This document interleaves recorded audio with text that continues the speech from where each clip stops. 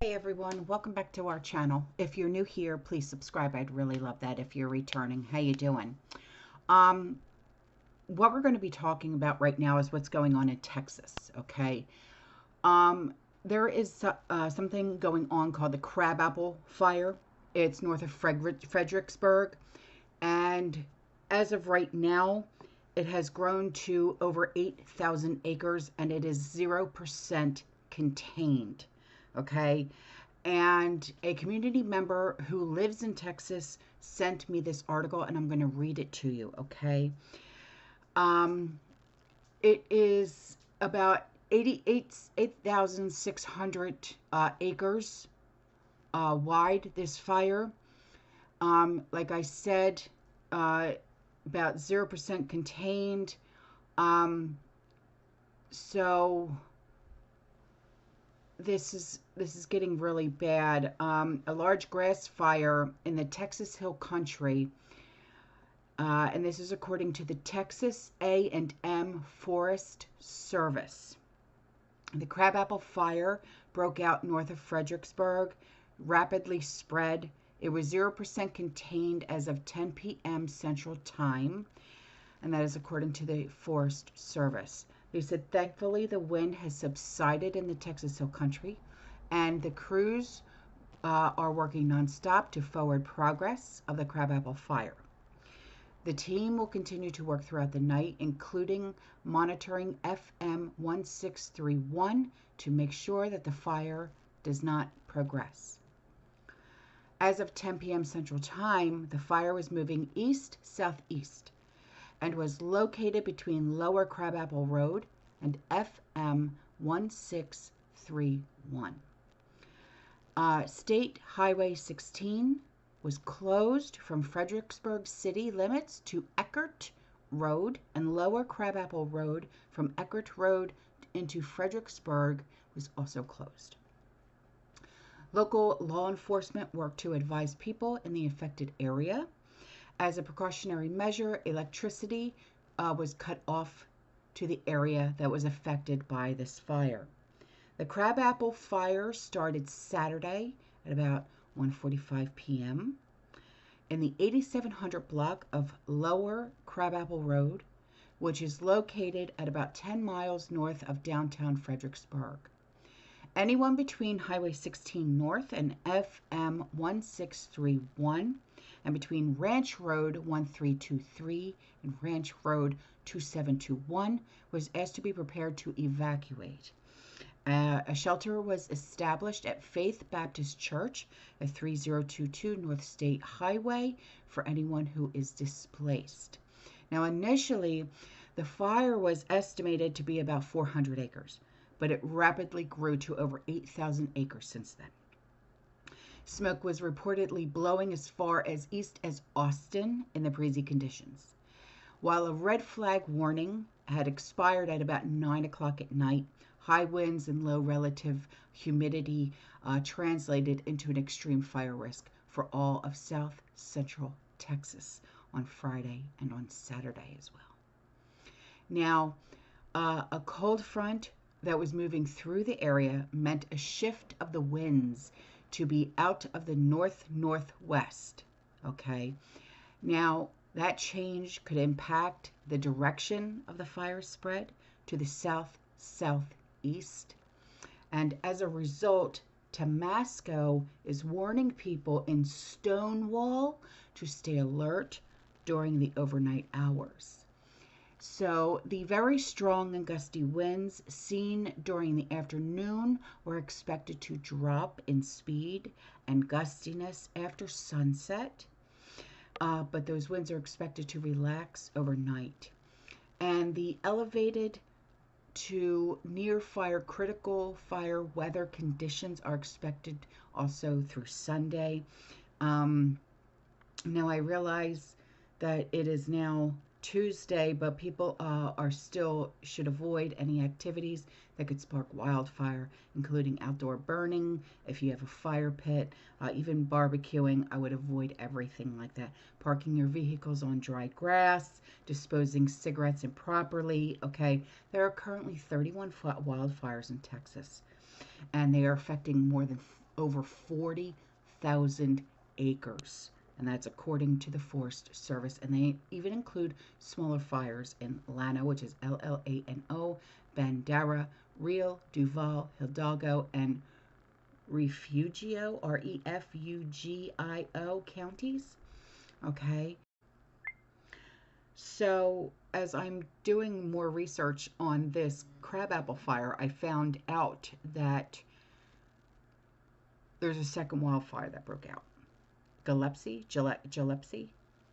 County, and evacuations have been ordered for residents along Dunderstack Road, with residents to the north told to prepare for possible evacuation. It broke out near I-10 as the crews continued to battle in Fredericksburg with the crabapple, and the Gillespie County Sheriff's Office announced that a second blaze began near I-10, and it's so far, and this was as of like, okay, well, right now it's 2 a.m., okay, because I'm filming, 50 acres, and that was as of 5 hours ago, so 9 o'clock at night, and it was 20% contained. So, this is crazy. What's going on? But the crab apple, they said it was, hang on,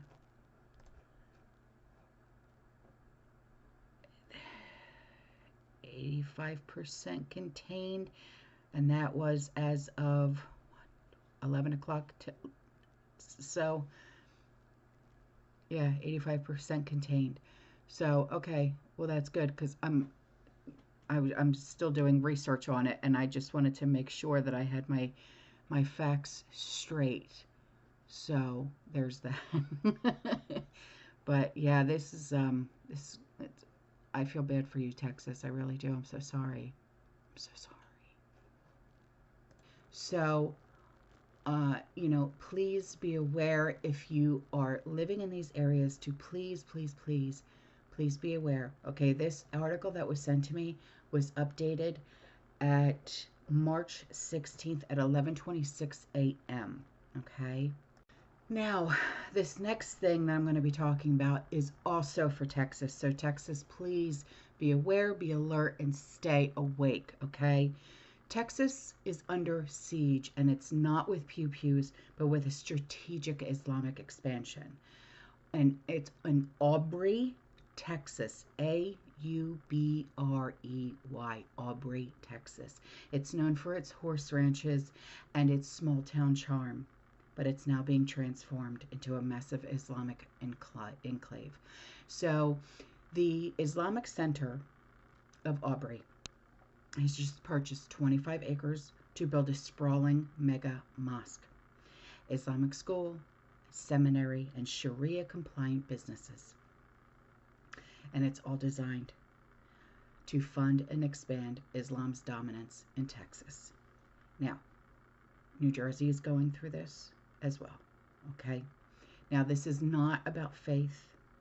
It's about political and territorial control, okay? They are planting ideological strongholds in small Texas towns, just like they've done across Europe, where entire districts are now governed by Sharia influence. Now, Hijra, which is Hijrah, and I know some of you are going to say, you didn't pronounce that correctly. Well, please excuse me, but I do have an accent, okay? It's in action. And Islamic migration is not random, okay? It is calculated, it is a strategy, and it is to spread Islam. Now, as outlined in their own text, okay, if you've ever read the Quran, you know, okay? I don't even have to tell you, okay? Muhammad has commanded his followers to migrate, to settle, and then to wage jihad. And that's exactly what's happening right now in Texas. It's already happening in New Jersey. It's happening in all different states. We're just not hearing about it yet, okay? So Aubrey is not alone though. It's happening all across the state and more reports are coming in, okay? And this pattern is not stopping, it's accelerating. So where's this money coming from, you might be asking? Well, these projects are fueled by tens of millions of Islamic funding aiming to create self-sufficient Sharia-dominated communities right under Texas's nose, okay? And, wake up, Texas, come on, And I know that, you don't mess with Texas. You just don't mess with Texas, okay? But darn it, come on, guys, okay?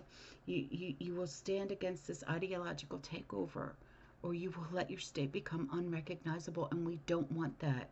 Texas is South. Texas is strong. Texas is awesome. Stand up. Contact your local officials now before it's too late. Watch this, okay? So you know that I'm not playing around. I'm not lying. Here. Assalamu alaikum wa rahmatullahi wa barakatuh, brothers and sisters. This is Imam Sajid from the Islamic Center of Aubrey. We have a historic opportunity here to build the first masjid in Aubrey, Texas.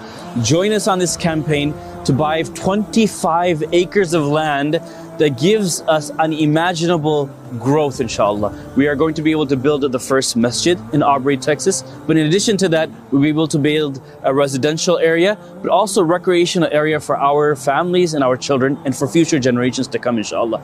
Alhamdulillah, I'm standing in front of the 10 acres that will be entirely single family homes. It'll be a community for our congregation. We will be walking distance across the small street right to the entire masjid campus and facilities that will include all the things that we need for our current and future generations to come. Alhamdulillah, there's going to be between 80 and 120 homes only by the will of Allah. And the masjid campus will be an academy. It will also have a commercial element where we're going to have some retail and some other things that will be supportive resources for our congregation, as well as some recreational facilities. So this vision, it requires all of us to come together to support for the sake of Allah subhanahu wa ta'ala. Brothers and sisters, this is an opportunity to be from the as-sabiqun, inshallah, from the pioneers, from the first people that brought this vision and this masjid into fruition. Join us to be amongst the first people to lay the foundation of a masjid that will stand, inshallah, until the Day of Judgment. And this will allow us to build our future home for the Islamic Center of Aubrey for generations to come. Assalamu alaikum wa rahmatullahi wa barakatuh.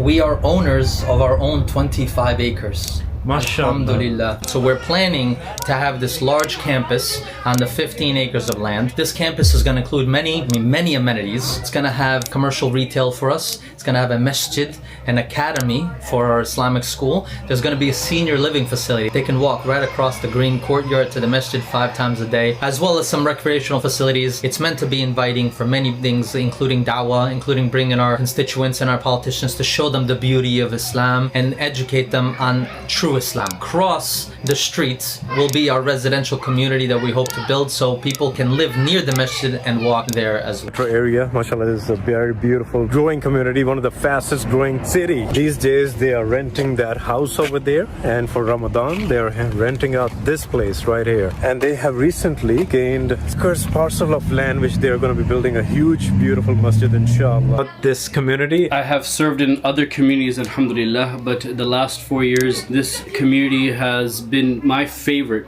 by far, alhamdulillah. Why? Because it's a very unique community. A lot of our community is new transplants, so everybody's kind of getting to know each other. No one's coming in and trying to fit in because the relationships are already built. That's the beauty, I think, and the charm of our community, alhamdulillah. It's also one of the fastest growing communities, and our vision from our leadership has been very unique, alhamdulillah, where we went for the substance within the organization and then the brick and mortar thereafter, alhamdulillah. So we're in a stage of the brick and mortar now, but we built the substance within the institution first. I think that's evident of how this community is, how it's grown, alhamdulillah. And it's since the beginning we were in a much smaller facility. We quickly quickly outgrew it. As soon as we got the facility that we're in now, within a few Jum'ahs, we realized that we were maxing it out as well. It's so fast-paced, fast-growing, mashallah. A lot of young professionals moving here, establishing their homes in this area. So there's a lot of opportunity to meet young professionals and network and connect with one another. We just had our formal fundraiser about a month ago, and alhamdulillah, we were able to raise all the funds we needed. A short while ago, a couple of weeks ago, we were able to close on the land. We are owners of our own 25 acres. The significance of having 25-acre land. Our vision is 20 years into the future, not what we need today, but what we're going to need. And what we've learned is that the growth is exponential. As you build it, they will come. And what we have today, which we've overgrown, is going to be substantially larger once we build it. So we're planning to have this large campus on the 15 acres of land. This campus is going to include many amenities. It's going to have commercial retail for us. It's going to have a masjid, an academy for our Islamic school. There's going to be a senior living facility. This is exciting for our seniors. They can walk right across the green courtyard to the masjid 5 times a day, as well as some recreational facilities. The objective of this is it's meant to be an all-inclusive campus where anybody can come just to hang out. It's meant to be inviting for many things, including da'wah, including bringing our constituents and our politicians to show them the beauty of Islam and educate them on true Islam. Across the streets will be our residential community that we hope to build, so people can live near the masjid and walk there as well. I saw some of the renditions and the pictures that you guys posted, and it made it a place to be. What was the vision? The masjid, it's a center for the community, right? It's a place where, as an imam, I know that people come for anything and everything. There's something that's going on that seems very minuscule to someone, but it's heavy on someone's heart, they come. So building a masjid with other facilities and other resources around it is, I think, what's the best way going forward, alhamdulillah. And I think Dallas is blessed to have younger communities in the sense of they're not old, they're not decades old like Chicago, Los Angeles, and so on and so forth. And so we've learned from that model that accessibility, being close by, is something that is huge for people. And so we figured that out very early. 4 years ago, sometimes in Maghrib we'd have one person, and now we're bursting at the seams. MashaAllah. And so that's evidence of that growth and how people find that attraction to a masjid, alhamdulillah. The masjid becomes a spiritual hub, but anything and everything can be come and dealt with, or at least talked about and expressed within this massive community, ultimately a family. That's what we refer to ourselves as the ICA family. Alhamdulillah. I think what's very unique about the community and the vision, as Brother Yusuf and Imam Sajid were alluding to, is this idea of thinking out the box as well. There's a lot of ideas that we're working on, that we're pursuing, that's going to really be a different approach to what Muslim communities across this country have done for the last decades. Thinking about ways to let the masjid pay for itself instead of having this constant need of having to have fundraisers and donations. Having to be able to be self-funding, self-sustaining is a very achievable goal, and the Muslim community needs to now tap into that, and that's what we're going to try to do, inshallah ta'ala. Green lifestyle, which every Muslim should have on a personal level, but also on a community level. Reducing the CO2 footprint, as Brother Yusuf mentioned earlier. Things for all of us to be active, have on our mind about how much disruption are we causing on this earth, and how can we reduce that disruption. So alhamdulillah, a lot of good, vibrant ideas. I feel like, inshallah, may Allah subhanahu wa ta'ala continue to bless. Inshallah. The objective is that we learn from what's been done in the past and allow their actions, their successes, and their missteps to guide our process. Additionally, when we put our ear to the ground and really listen to the community, because one valuable thing that I can say about Aubrey is the way our organization is structured. We tend to allow this to be entirely driven by the community themselves. That allows us an opportunity to have many ideas come to the table, because one person or multiple people or just a few board members in our case can't come up with everything, and we would be short-sighted to think this way. So by allowing everyone to come from different parts of the world with different experiences and different ideas allows us to constantly pivot quickly, and allows us to hopefully grow into something that's going to be sustainable, something that's going to continue to allow for growth, that's going to be inclusive, and that's going to surpass us for many generations to come and be our sadaqah jariyah, inshallah. I think our vision holds the vision of the Prophet ﷺ. The masjid of the Messenger ﷺ was the hub of spiritual nourishment, but also physical nourishment. We saw the Sahaba that were hungry, they didn't have anything to eat, they would come to the masjid and express it to the Prophet ﷺ. So I think the vision of the Islamic Center of Aubrey is ultimately kind of geared towards that every sort of need and want of the community hopefully will be kind of found within the boundary space that the Islamic Center of Aubrey will be. And inshallah, this will help a lot of people in understanding the Aubrey area and